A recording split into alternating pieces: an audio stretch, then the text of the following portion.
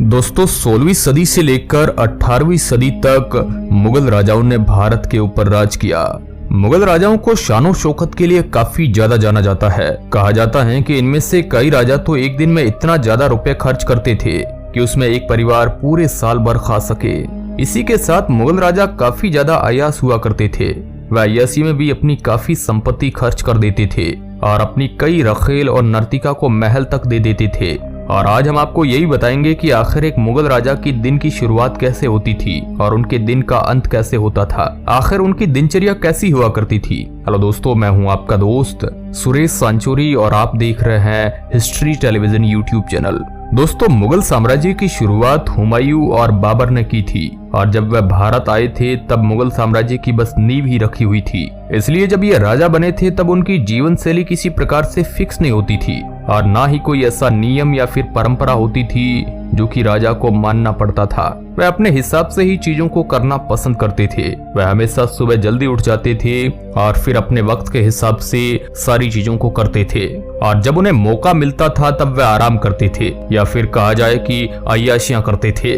और इसके बाद कई राजा आए और मुगल साम्राज्य एक एक करके आगे बढ़ने लगा। लेकिन जब अकबर राजा बना तब पहली बार उसने ही एक जीवन शैली बनाई कि सुबह उठकर राजा को क्या करना चाहिए, कैसे जीवन बिताना चाहिए और कौन सी चीज किस वक्त में करनी चाहिए। इन्होंने ऐसा सब इसलिए किया था ताकि ये अपने आप को और भी बेहतर तरीके से कर सके। और फिर इनका तरीका इतना अच्छा था कि आगे आने वाले मुगल राजाओं ने इसी तरीके को अपनाया और लगभग हर एक मुगल सम्राट ऐसा ही करता था।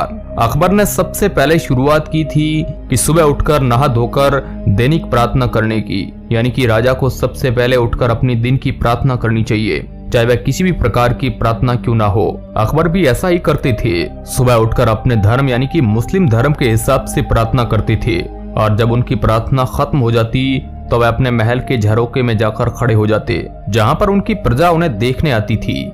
दरअसल अकबर ने सबको इस तरीके से बताया था कि जो राजा यानी कि सम्राट होता है, यानी कि उनका दर्शन करना बिल्कुल किसी भगवान के दर्शन करने जैसा है। उन्होंने अपने आप को एक भगवान की तरह बताया था क्योंकि प्रजा को संभालने का काम वही करते थे और उन्होंने राजा को भगवान के एक अंग की तरह बताया था। इसलिए वह हमेशा एक फिक्स टाइम पर झरोके में जाकर खड़े हो जाते थे और फिर राज्य की सारी जनता उन्हें देखने आती थी। ये चीजें रोज होती थी और वह हमेशा एक ही टाइम पर आते थे और करीब 1 घंटे तक झरोके में बैठते थे और खड़े होते थे। इस बीच उनके राज्य की सारी जनता उन्हें देख लेती थी। यह एक ऐसी परंपरा थी जो अकबर ने शुरू की थी और इसके बाद हर कोई मुगल राजा ऐसा ही करने लगा क्योंकि ये करने से लोगों के बीच एक दृष्टि बनती थी कि उनके राजा उनके भगवान है। और बस इतनी सी छोटी सी चीज से राजा की प्रजा के बीच उनकी रेस्पेक्ट बढ़ जाती थी, जिससे कम ही लोग उनके खिलाफ जाते थे क्योंकि तभी के लोगों की मान्यता बन जाती थी कि राजा भगवान का रूप है, भगवान का अंश है और उनका अंग है, यानी कि जिले इलाही है। इसके बाद वे अपने दूसरे दैनिक काम करते थे,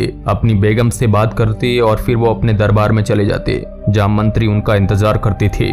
इस जगह को दीवाने आम कहा जाता था और एक बार जब राजा दीवाने आम में अपनी जगह पर बैठ जाते थे उसके बाद कोई भी दरबार के अंदर नहीं आ सकता था और दरबार के बाहर भी नहीं जा सकता था। दीवाने आम में मंत्री होते थे, सैनिक होते थे और उसी के साथ कुछ आम जनता होती थी जो कि अपनी परेशानियों को लेकर वहां आते थे और वहां पर काफी सारी चीजें डिस्कस होती थी आम जनता के साथ। वहां पर किसी के बीच हुए झगड़ों को ही शांत किया जाता था। यहाँ का माहौल काफी ज्यादा स्ट्रिक्ट होता था और कोई भी यहाँ पर हंसी मजाक नहीं करता था। यहाँ बस अपने काम से काम रखा जाता था और जो भी व्यक्ति राजा का ज्यादा खास होता था वह राजा के करीब बैठता था, यानी कि कौन राजा के कितने करीब बैठा हुआ है वह उस व्यक्ति की हैसियत बताता था। और वहाँ पर जो आम लोग होते थे वह राजा से दूर खड़े रहते थे, उन्हें बैठने का मौका नहीं दिया जाता था। ये सब चीजें करीब 2 घंटे तक चलती थी। 2 घंटे तक राजा उन सब की बातें सुनते थे और अपना निर्णय लेते थे। इसके बाद वो दीवाने खास में जाते थे। ये एक ऐसी जगह थी जहां राजा खास बातों के बारे में बात करते थे और कुछ खास लोगों के साथ बैठे होते थे। यहाँ पर जो भी होते थे वह काफी ज्यादा इम्पोर्टेंट लोग हुआ करते थे। यहाँ पर बड़े बड़े अधिकारियों से बात होती थी और सारी हिसाब किताब की बात भी यहीं पर की जाती थी। यहाँ वह सारी बातें डिस्कस की जाती थी जो कि आम जनता के सामने या फिर सभी लोगों के सामने नहीं की जा सकती। यहाँ का माहौल भी कुछ वैसा ही होता था, पर यहाँ पर बहुत ज्यादा कम लोगों को जाने की परमिशन होती थी। इसलिए आप कह सकते हो यह एक प्रकार से राजा का प्राइवेट स्पेस भी होता था। दीवाने खास भी करीब 1 से 2 घंटे के बीच चलता था और इसके बाद राजा जो है वो हरम में जाते थे हरम कौन सी जगह है ये आप में से कई लोग जानते होंगे, और नहीं जानते हैं तो हम आपको बताते हैं। हरम एक ऐसी जगह है जहाँ पर राजा की सारी रखेलों को रखा जाता था। यहाँ वह सारी औरतें होती थी जिनके साथ राजा अपना प्राइवेट समय बिताते थे। यहाँ पर वह दोपहर में आराम भी करते थे। आप कह सकते हो यहाँ राजा जो चाहे वह कर सकता था। जैसे कि अगर राजा अकबर की बात करें तो उनके हरम में करीब 5000 से भी ज्यादा महिलाएं होती। आपको पता है कि कुछ राजा के दौरान ये नियम हुआ करता था कि हरम में उनकी पत्नियां नहीं आ सकती थी। जी हाँ, आपने बिल्कुल सही सुना। और उसी के साथ राजा कभी किसी मुहिम पर जाते थे या फिर किसी दूसरे देश बातचीत के लिए जाते थे तो उन्हें वहां पहुंचने में बहुत वक्त लगता था, क्योंकि तभी ट्रैवलिंग इतना ज्यादा फास्ट नहीं था। इसलिए राजा के साथ उनके मंत्री और उनका पूरा का पूरा हरम साथ में चलता था और वहां उन्हें टेंट में रखा जाता था। हरम के लिए एक बहुत ही बड़ा टेंट बनाया जाता था और ये भी बहुत ज्यादा सिक्योरिटी के साथ था, यानी कि कोई भी उनके अंदर या बाहर आसानी से नहीं जा सकता था।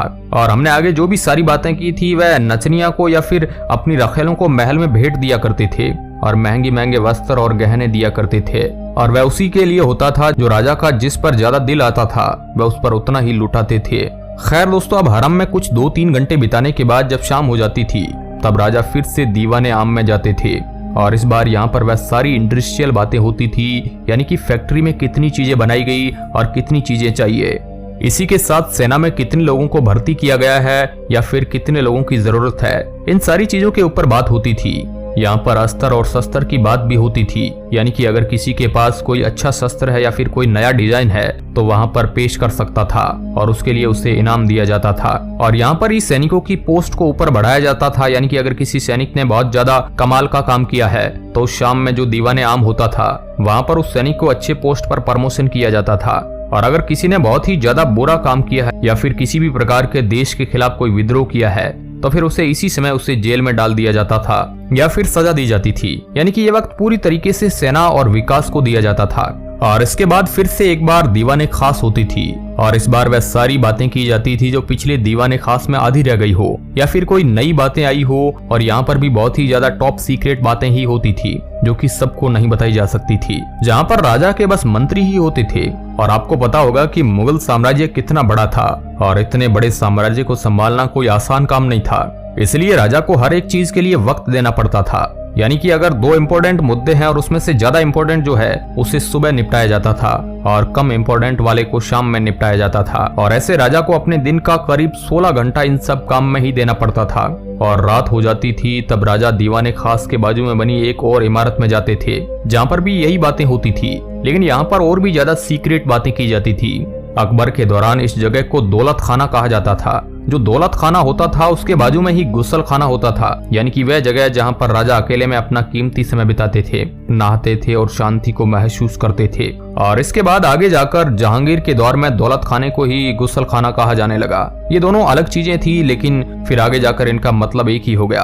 कहा जाता है कि यहाँ पर राजा की संपत्ति और उसके बारे में सारी जानकारी भी मौजूद होती थी, इसलिए इस जगह को बहुत ही ज्यादा अच्छे से प्रोटेक्ट किया जाता था। यहाँ हर जगह पर सैनिक होते थे।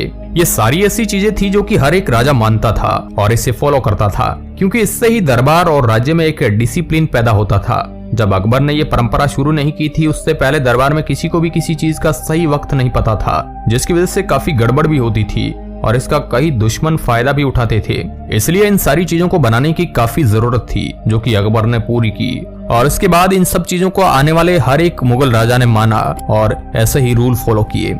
अब दोस्तों, इस मुद्दे पर आप क्या सोचते हैं? आप मुगल राजाओं की दिनचर्या के बारे में क्या सोचते हैं? हमें कमेंट के माध्यम से जरूर बताएं। वीडियो के अंत तक बने रहने के लिए आपका बहुत बहुत धन्यवाद।